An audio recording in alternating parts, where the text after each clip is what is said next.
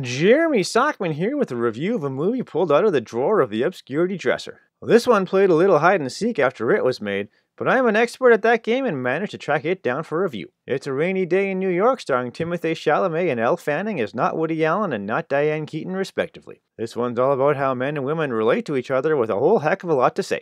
So let's take a look. Gatsby Wells, pretty subtle there, Woody, is a hipster college kid at Yardley, and his out-of-his-league girlfriend Ashley gets an assignment to interview a big-time Hollywood director in New York. They decide to make a weekend of it, checking into a fancy hotel with a list of cool places to visit and sights to see. The director of the movie, Roland Pollard, played by Lee Schreiber, is impressed by Ashley and invites her to see a sneak preview of his newest movie. Now all by his lonesome, Gatsby takes a walk where he runs into Chan, the little sister of an ex. They smooch on screen for a student film, then happen to share a cab back to her place. With the rain falling, he plays a little piano to impress her and they decide to visit the Met to check out the cool art. Uh-oh, Gatsby wasn't supposed to be in town, and he bumps into his aunt and uncle who spilled the beans to his parents. Before having to go to their lame party, he makes bank at a poker game and hires a lady of the evening to pose as the MIA Ashley for his parents. Well, of course that goes wrong, and he learns the truth, that his mom used to be a hooker too. Talk about TMI. I knocked on your father's hotel room door because that's how I made my living. Fresh from Gary, Indiana. Providing the lonely male of the species with a little casual recreation for a fee.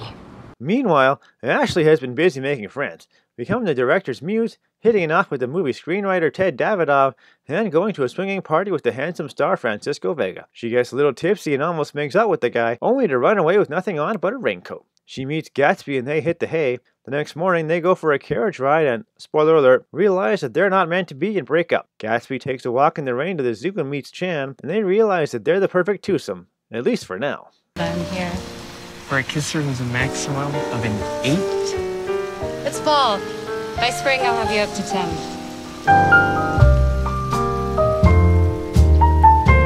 Now this might sound like a typical Woody Allen movie, and it is.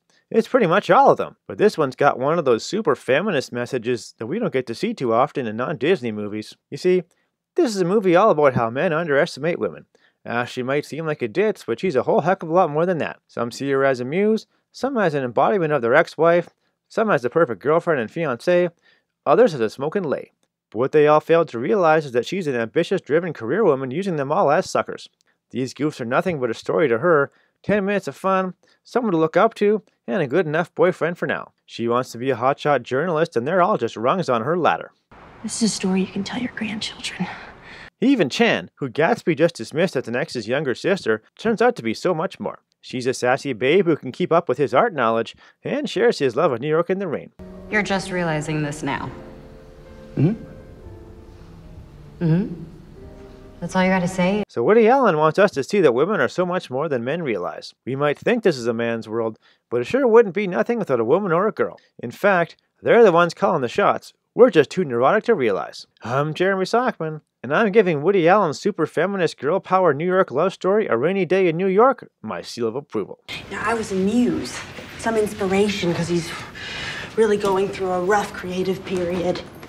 And also, my name's totally the same as his first wife's, who also went to Yardley, who he's never really gotten over. And then Ted Davidoff.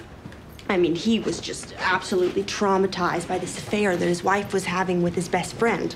And there I was, you know, just a person there to talk to hold his hand during a crisis, you know? What about Francisco Vega?